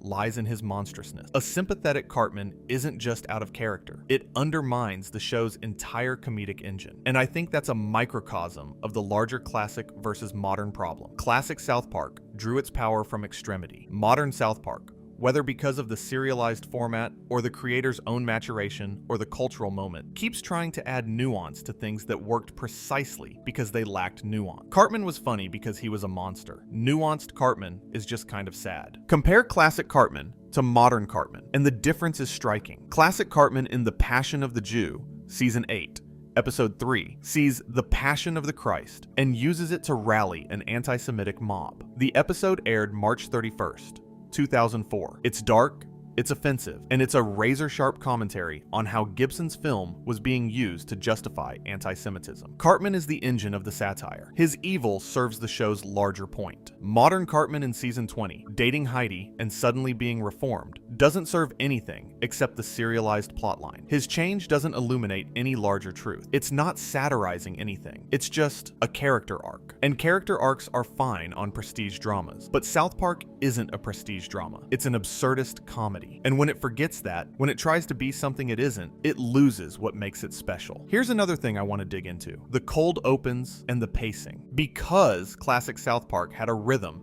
that modern South Park has lost. A typical classic episode opened with a scene that established the premise within the first 90 seconds. Good times with weapon. The boys are at a flea market. They see martial arts weapon. They buy them. Done. You know what the episode is about before the title card. Awesome O. Cartman arrives at Butter's house dressed as a robot. Done. Premise established. Let's go. Modern South Park episodes, particularly during the serialized eras, often open with scenes that continue plot lines from previous episodes, reference ongoing arcs, and take several minutes before establishing what this specific episode is about. And for regular viewers who are following the season, that's fine. But for casual viewers, for the person who just wants to watch a funny episode of South Park, it's alienating. And I think this matters more than people realize, because one of classic South Park's greatest strengths was its accessibility. Any episode could be your first episode. You didn't need homework. You didn't need a primer. You just needed to sit down, pay attention for 90 seconds, and you were in. Modern South Park asks for commitment. It asks you to remember what happened last week. It assumes you know who PC Principal is, what Tegrity Farms is, why Randy is growing weed. And while regular fans have that context, new fans don't. And I think that's one reason the show's audience has contracted. Let me circle back to something I touched on earlier but didn't fully explore, the speed issue, because I think this is secretly the most important factor in the classic versus modern debate. When the 6 Days to Air documentary aired on October 9th, 2011, it revealed something that even dedicated fans didn't fully appreciate: just how manic the production process was. Arthur Bradford's cameras followed Parker and Stone as they came back from the premiere of the Book of Mormon and dove straight into making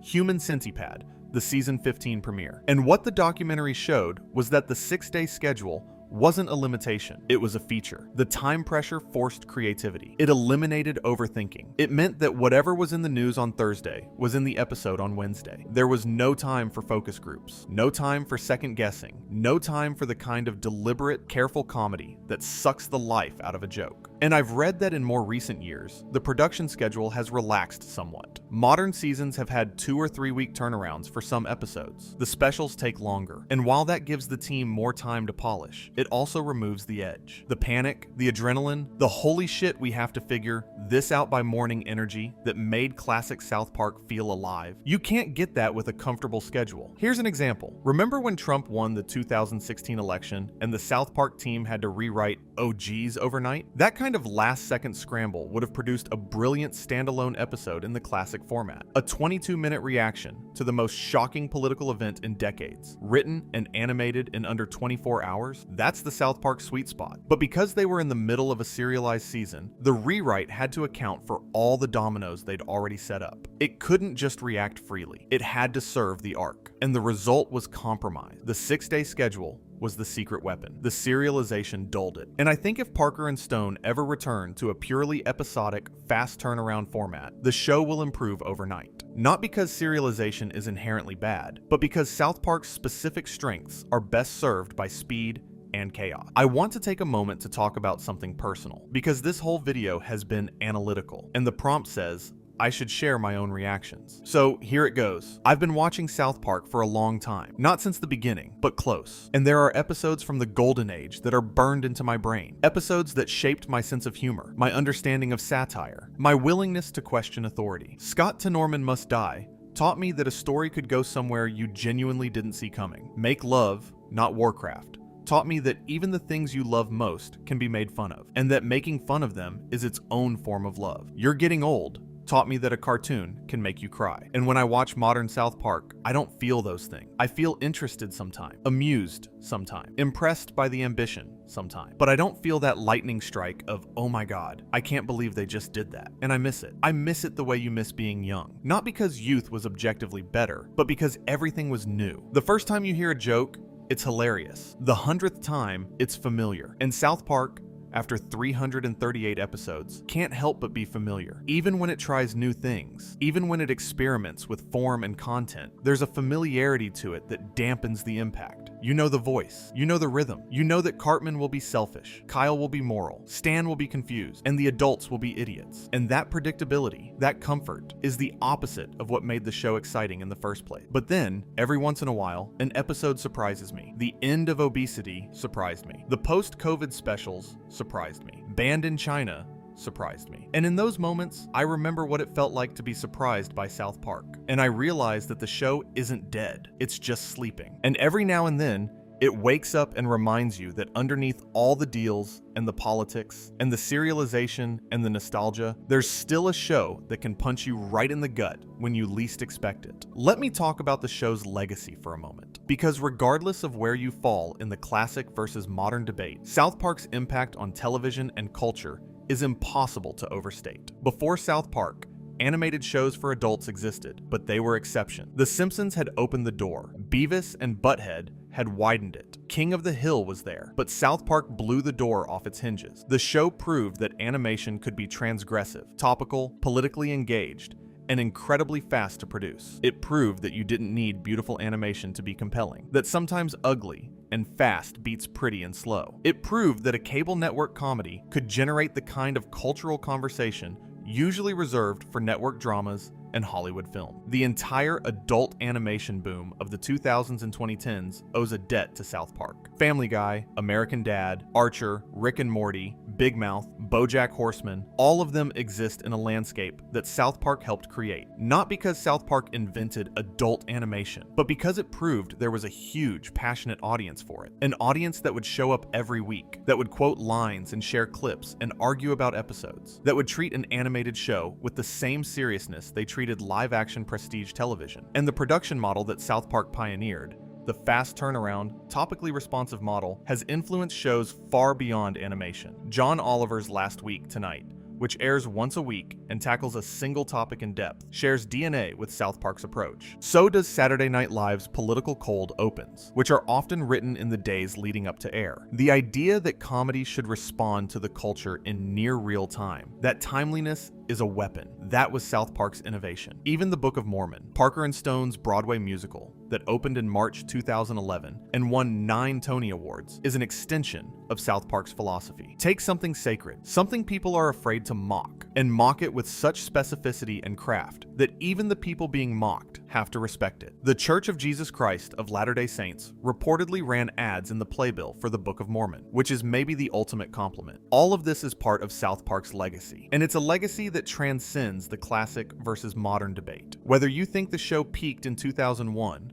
or 2006, or 2015, or never peaked at all, you have to acknowledge what it built, what it made possible, what it proved about the power of 2 stubborn guys with a terrible idea that turned out to be genius. I want to circle all the way back to where we started, $900 million, and now $1.5 billion. That's what South Park is worth in 2025. And the question is whether a show can be worth that much and still be the scrappy, dangerous, unpredictable thing it was when it was worth nothing. I don't think it can. I think there's a fundamental tension between being a billion-dollar franchise and being a punk rock cartoon. And I think modern South Park is caught in that tension, trying to be both and not quite pulling off either. The business demands consistency, reliability, brand management. The art demands chaos, risk, the willingness to fail spectacularly. Classic South Park had the art. Modern South Park has the business. And the show, like Stan Marsh walking to the movies with his flask, is trying to pretend it can be both. But here's my final thought, and I mean it. I'd rather have modern South Park than no South Park. I'd rather have a show that sometimes disappoints me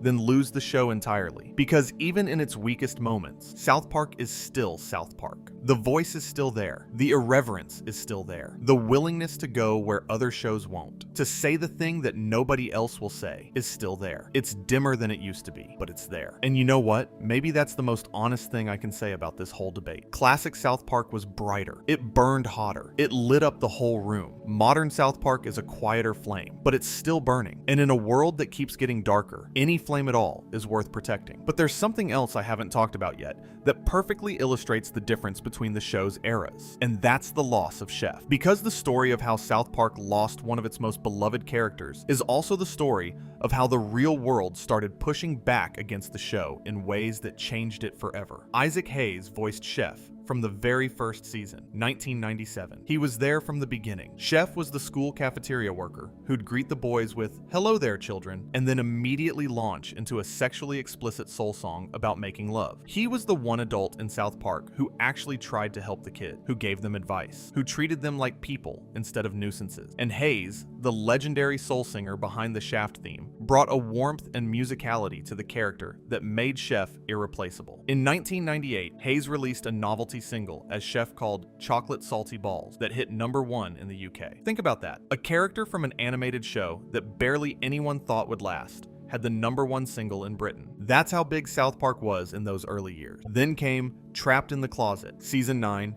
Episode 12. It aired November 16, 2005. This is the Scientology episode. Stan joins the Church of Scientology, is declared the reincarnation of L. Ron Hubbard, and the episode lays out Scientology's actual beliefs about Xenu and Thetans, while displaying a banner at the bottom of the screen that reads, "This is what Scientologists actually believe." It mocked Tom Cruise by having him literally lock himself in a closet and refuse to come out. It mocked John Travolta by having him join Cruise in the closet, and it was devastating. Hayes was a Scientologist, and the fallout was messy. In January 2006, Hayes admitted in an interview with the AV Club that he was unhappy with the episode, but he said he understood what Parker and Stone were doing and defended their right to do it. Then, on March 13, 2006, a press statement was issued in Hayes' name, saying he was quitting the show. The statement said there's a place in this world for satire, but there is a time when satire ends and intolerance and bigotry towards religious beliefs of others begin. Matt Stone's response was immediate and blunt. He told the Associated Press that it was 100% having to do with his faith of Scientology, and that Hayes had no problem, and he's cashed plenty of checks, with our show making fun of Christians. Stone added that Hayes wanted a different standard for religions other than his own. And to me, that is where intolerance and bigotry begin. But here's where the story gets darker and more complicated. In January 2006, just a couple months after the Scientology episode aired, Isaac Hayes suffered a stroke. It affected his ability to speak and make decisions. And in 2016, Hayes' son, Isaac Hayes III, told The Hollywood Reporter that his father didn't quit South Park. Scientology did. Someone within Hayes' Scientology circle wrote that press release and quit the show on his behalf while Hayes was incapacitated. At the time, everybody around my father was involved in Scientology, his assistants, the core group of people, Hayes III said. So someone quit South Park on Isaac Hayes' behalf. We don't know who. In July 2025, Hayes III elaborated further, saying his father loved being the voice of Chef and would have never quit that show. And a formerly secret Scientology memo written by high-ranking executive Mike Render on November 17, 2005, just one day after Trapped in the Closet aired, and sent to church leader David Miscavige, reportedly documented that Hayes had been very pissed about the episode and had called Comedy Central to try to get it pulled. The memo allegedly said Hayes agreed to quit, but would wait to do so to avoid creating a media incident. I'm going into this much detail because the Chef situation perfectly captures something about South Park's relationship with the outside world. In classic South Park, the show mocked everyone, and there were complaints, there were protests, there were angry op-eds, but there were no real consequences. The Parents Television Council could call it the worst show on television all they wanted. It didn't affect production. It didn't change the show. The loss of Chef was the first time the outside world reached inside the show and removed a piece of it. And Parker and Stone responded the way they always do, with revenge. The Return of Chef, the season 10 premiere, aired March 22nd, 2006, and it was vicious. Chef returns to South Park, but is clearly brainwashed by a group called the Super Adventure Club, an obvious stand-in for Scientology. His dialogue is spliced together from old recordings, since Hayes obviously didn't record new lines. And at the end of the episode, Chef is horrifically killed, impaled on a tree branch, mauled by a mountain lion and a grizzly bear, and set on fire. It drew 3.5 million viewers, the highest ratings of the 10th season. And this is where I see the seeds of the transition from classic to modern South Park. Because The Return of Chef is a fantastic episode, maybe one of the funniest in the whole series, but it's also an episode born from anger, from real-world conflict, from a personal betrayal. Classic South Park was angry at the world in general. The Return of Chef was angry at a specific person and a specific institution, and that shift from general to specific anger would come to define modern South Park. The Muhammad situation pushes this even further. Muhammad had appeared uncensored in the 2001 episode Super Best Friends, Season 5, Episode 3, aired July 4th, 2001. He was part of a superhero team alongside Jesus, Buddha, Krishna, and Moses. Nobody cared. It aired without incident. But after the Jyllands-Posten Muhammad cartoons controversy in 2005, when a Danish newspaper published cartoons of Muhammad, and it triggered global riots and death threats. Suddenly, any depiction of Muhammad in Western media became dangerous. Parker and Stone addressed this directly in Cartoon Wars Part 1 and Part 2 in Season 10, where they tried to show Muhammad, and Comedy Central censored it. And then came episodes 200 and 201 in April 2010, the show's landmark 200th episode celebration, which brought back every celebrity and storyline the show had ever used. The central plot involved Tom Cruise filing a lawsuit that could only be settled by bringing Muhammad to South Park. The Islamist organization Revolution Muslim posted a warning on their website that Parker and Stone will probably wind up like Theo Van Gogh, referring to the Dutch filmmaker who was murdered in 2004 for making a film about violence against women in Islamic society. They posted the addresses of Comedy Central and the South Park production offices. The NYPD increased security at Comedy Central headquarters, and Comedy Central caved. 201 was broadcast with all references to Muhammad's name bleeped out, along with the entire final moral speeches by Kyle,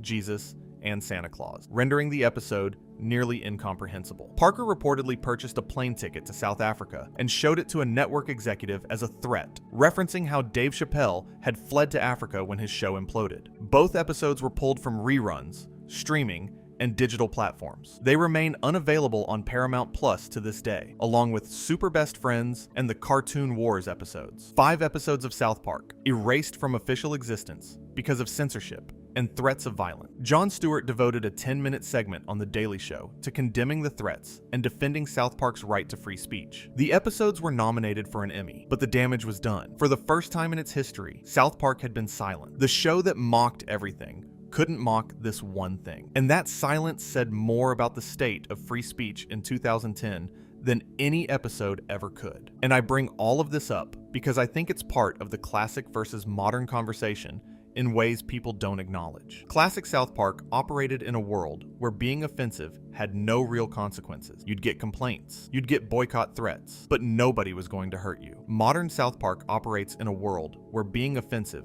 can get you killed, where the threats are real, where your network will censor you, where 5 of your episodes can be erased from existence. That changes the art. It has to. Even if Parker and Stone would never admit it, even if they'd insist they're not affected by it, the knowledge that certain topics carry physical danger changes the calculation. It makes you more careful, more guarded, more deliberate. And some of what fans perceive as modern South Park's loss of edge might actually be a rational response to a world that has gotten genuinely dangerous for provocative artists. I'm not saying that's the only factor. Parker and Stone have always been brave. They addressed the Muhammad situation head on, multiple times. They haven't backed away from controversial topics. But there's a difference between brave and reckless. And I think modern South Park has moved from the latter to the former. And some fans miss the recklessness. Let me shift to talking about Butters, because Butters is maybe the best argument for modern South Park's superiority in one specific area: character development. In classic South Park, Leopold Butters Stotch was barely a character. He existed as a background kid, occasionally filling in when Kenny was dead in Season 6. His defining trait was that he was innocent and that his parents were mean to him. That was about it. But starting around Season 6 and accelerating through the transitional era, Butters became something extraordinary. Butters' very own episode in Season 5, Episode 14, which aired December 12, 2001, was the first episode to center entirely on him, and it's one of the darkest things the show has ever done. Butters' father is secretly visiting gay bathhouses. His mother, upon discovering this, tries to murder Butters by driving their car into a river. Butters survives, wanders through the wilderness, and eventually makes it home, where his parents blame his disappearance on some Puerto Rican guy. The episode works because of the tonal whiplash. One moment you're laughing at the absurdity of the situation, and the next you're horrified by the casual cruelty of Butters' parent. And Butters himself, sweet and trusting, and utterly unequipped to deal with the dysfunction around him, becomes this figure of incredible pathos. He's the kid who just wants to be loved, in a world where love keeps trying to kill him. Over the following seasons, Butters became one of the show's most reliable sources of both comedy and emotion. The Tale of Scrody McBoogerballs in Season 14, Going Native in Season 16, where we learn Butters is actually from Hawaii and has unresolved cultural identity issues, which is insane and hilarious. Butters' Bottom Bitch in Season 13, where he accidentally becomes a pimp. Each episode added layers to a character who started as nothing. And Professor Chaos, Butters' supervillain alter ego, introduced in Season 6, who plots world domination with schemes so pathetically small scale that even his sidekick, General Disarray, can barely pretend to be impressed. Professor Chaos is a perfect South Park creation because he's simultaneously a parody of comic book villains and a genuinely sad portrait of a kid who has no other way to express his anger. None of this character depth would have been possible in a purely classic South Park framework. Classic South Park didn't do character development. It did character archetypes. Butter's evolution required the show to slow down, to pay attention, to let a character grow over multiple episodes and seasons. That's a modern South Park virtue, and it's one that deserves recognition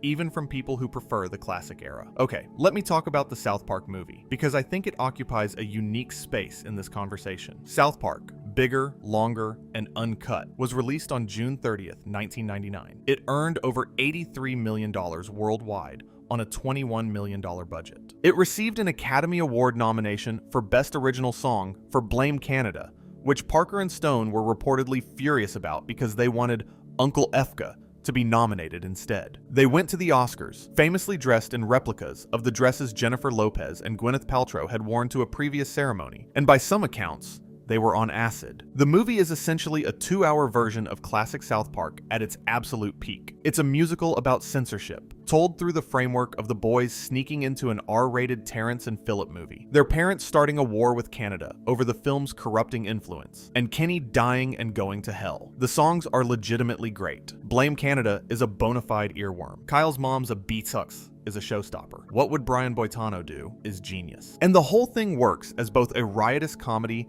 and a genuine defense of free speech, arguing that the real obscenity isn't what kids see on screen, but the hysteria adults whip up in response. I mention the movie because it represents the platonic ideal of classic South Park. Everything that makes the show work at its best is cranked to 11 in the film. The irreverence, the musicality, the razor-sharp satire, the willingness to go too far, the genuine emotional core beneath the crude surface. And nothing in modern South Park, nothing in the specials, or the serialized seasons, or the streaming events has come close to matching it. That's not entirely a fair comparison, because the movie was a one-time event with a real budget and a real theatrical release, and years of cultural momentum behind it. But it does illustrate the gap between what South Park can be at its best and what it typically is in its modern incarnation. The ceiling hasn't lowered. The floor has just gotten closer to the ceiling. Alright, I want to make one more big point before I wrap this up for real this time, and it's about the creative cycle of long-running shows and why the classic versus modern debate is, in some ways, inevitable. Every long-running creative work goes through phases. There's the discovery phase, where the creators are finding the voice, experimenting, taking risks because they have nothing to lose. For South Park,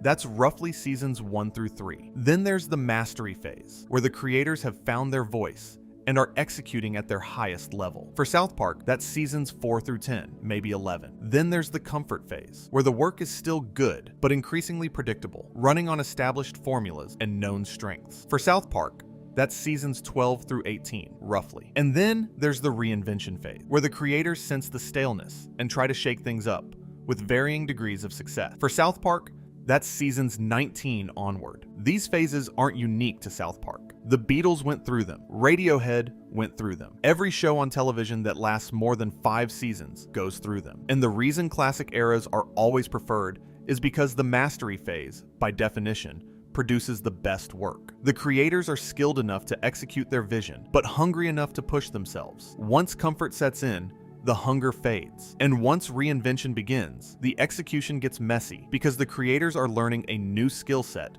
while trying to maintain the old one. South Park's serialization in season 19 was a reinvention. The Tegrity Farms era was a reinvention. The Paramount Plus specials were a reinvention. Each one has produced interesting work, and each one has also produced frustrating work. And that's what reinvention looks like. It's not clean. It's not elegant. It's two guys in their 50s trying to figure out what their show should sound like now, in real time, in front of millions of people. And sometimes they nail it, and sometimes they don't. I think the healthiest way to watch modern South Park is with the understanding that you're watching a reinvention in progress, not a finished product, not a confident statement of purpose, a work in progress from guys who are figuring it out as they go, the same way they always have. The difference is that when they were figuring it out in 1997, nobody was watching. Now, The whole world is watching, and that pressure makes the mistakes more visible and the successes feel smaller. One last tangent, and then I'll let you go. I promise. There's a word for what South Park is going through, and it's one that the show itself has used: change. South Park has always been about change, even though its fundamental structure is about things staying the same. The reset button at the end of every classic episode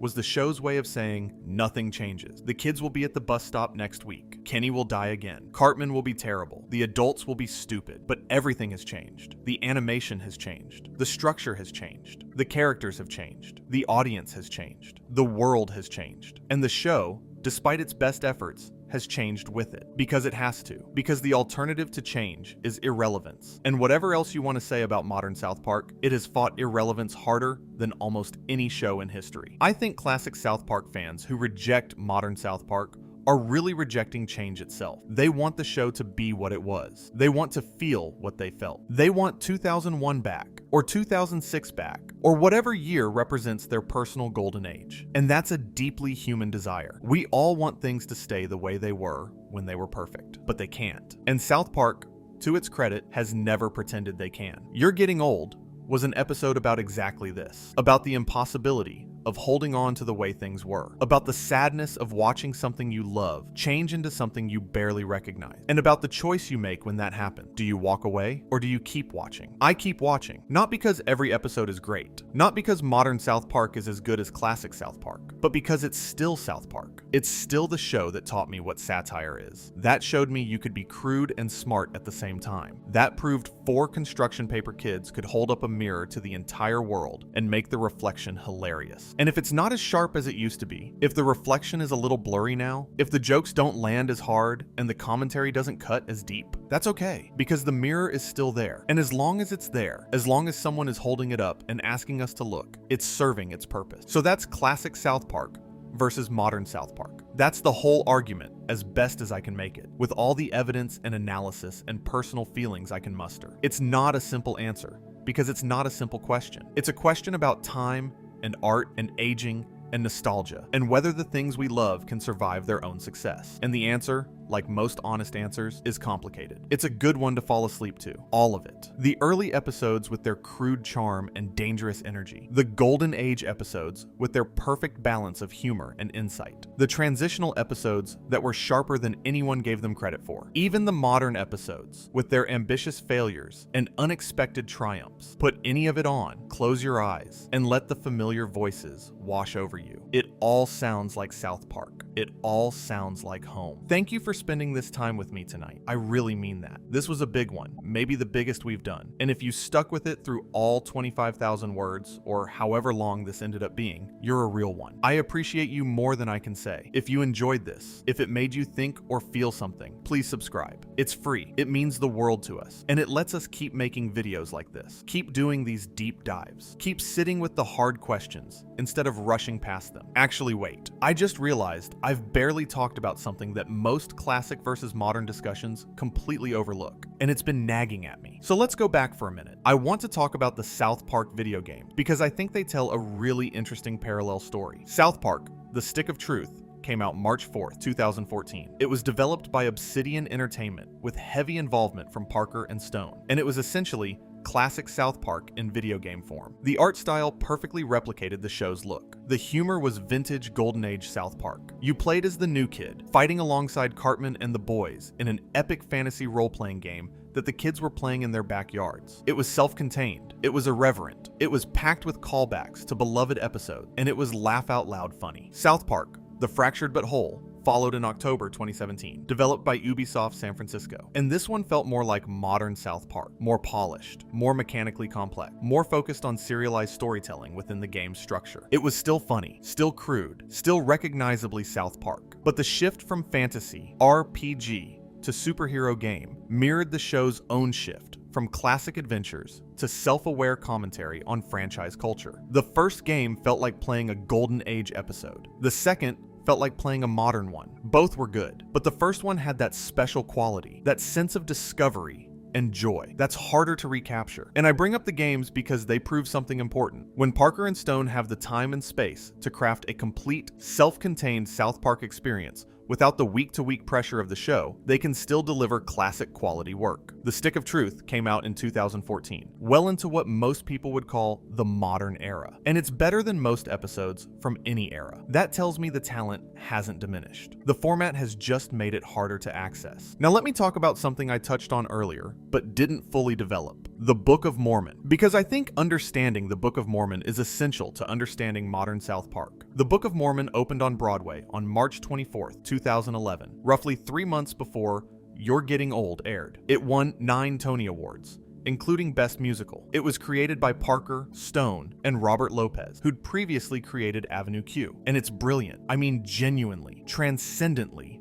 brilliant. It takes everything that makes South Park work. The irreverence, the willingness to mock sacred things, the surprising emotional sincerity beneath the crude surface, and elevates it to a form that demands years of careful craftsmanship. A Broadway musical can't be written in 6 days. It requires planning, revision, rehearsal, refinement. It's the anti-South Park production model. And I think the Book of Mormon changed Parker and Stone as creators in ways that directly affected the show. Working on a musical taught them the value of long-form storytelling, of character arcs, of emotional payoffs that are earned over 2.5 hours rather than 22 minutes. And when they returned to South Park after the Book of Mormon's success, you can feel those instincts creeping in. The serialization that started in season 19, that's Broadway thinking. The longer specials that try to tell complete stories with emotional arcs, Broadway thinking. The willingness to sit with serious emotion, to let a moment breathe instead of cutting to a joke, Broadway thinking. I'm not saying the Book of Mormon ruined South Park. That's way too simple. But I think it reoriented Parker and Stone's creative priorities in a way that pulled them away from what made the show special. South Park's genius was always in its limitation. The 6-day schedule, the crude animation, the episodic format.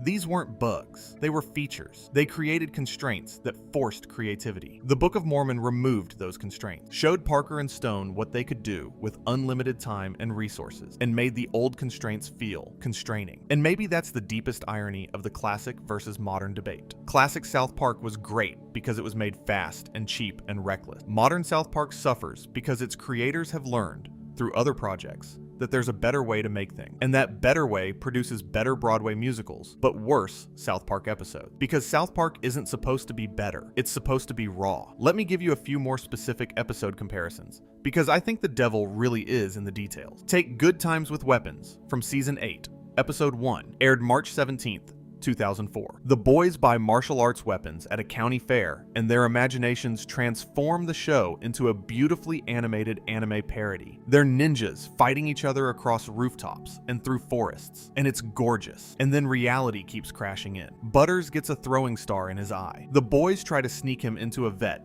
to get treated without their parents finding out. And the whole episode builds to a moment where Cartman streaks naked across a stage, and the adults are more outraged by the nudity than by the actual violence, which is the whole point. That episode is 22 minutes of perfection. The premise is established in 90 seconds. The anime sequences are stunning. The social commentary about American attitudes toward violence versus nudity is delivered without a single lecture. Every joke serves the theme. There's no fat, no filler, no unnecessary subplot. It's a precision instrument. Now take something from the modern era that's trying to do something similar. Season 23, Episode 6, season finale, which aired December 11th, 2019. The episode is partly about streaming services and partly about holiday specials, and it's trying to juggle multiple storylines in the serialized fashion of the era. And there are funny moments, there are some sharp observation, but it doesn't have the focus of Good Times with Weapon. It doesn't build to a single devastating point. It scatters its energy across multiple targets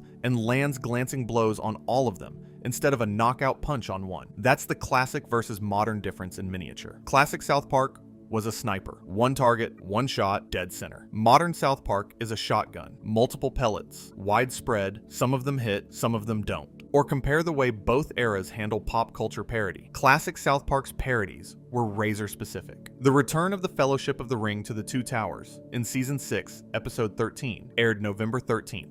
2002. The boys are playing Lord of the Rings and accidentally get an adult film mixed up with the actual movie. That's the entire premise. One joke, pushed to its extreme with perfect execution. The adult film becomes the One Ring, that corrupts whoever watches it. Butters transforms into Gollum after seeing it, and the whole thing works as both a Lord of the Rings parody and a commentary on childhood innocence encountering adult content. Modern South Park's parodies tend to be broader and more referential. The Imagination Land trilogy works because it combines specific movie parodies with a larger satirical framework. But later episodes that try to parody current events often feel like they're name-checking trends rather than interrogating them. The Tegrity Farms marijuana storyline in season 22 is ostensibly about the legalization of weed in Colorado, but it often feels more like Randy does weed stuff than a sharp commentary on the cannabis industry. Speaking of Tegrity Farms, let me spend a minute on what I think is the most polarizing element of modern South Park. When Randy Marsh moves the family to a marijuana farm in season 22, episode 1, A Boy and a Priest,